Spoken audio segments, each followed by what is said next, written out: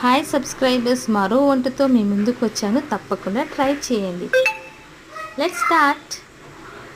పావు kilo chicken without bones.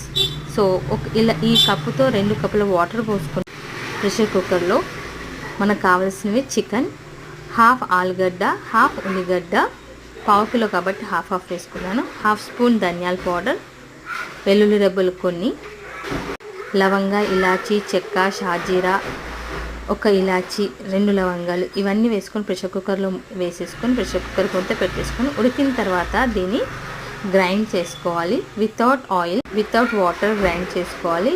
ఇలా grind చేసుకున్న తర్వాత దీంట్లో మనం కొంచెం కొత్తిమీర, ఒక్క గుడ్డు, పావు కిలో కాబట్టి ఒక్క గుడ్డు, అర్ధ కిలో అయితే 2 గుడ్లు వేసుకోవాలా. దీన్ని ఇలా మనం వడియాలు వేసుకున్నట్టు రౌండ్ రౌండ్గా చేసుకొని ఫ్రై చేసుకుంటే చాలా టేస్ట్గా ఉందండి. తప్పకుండా ట్రై చేయండి. త్వరలో అయిపోతుంది. మనకు నూనె కూడా ఎక్కువ కాదు. ట్రై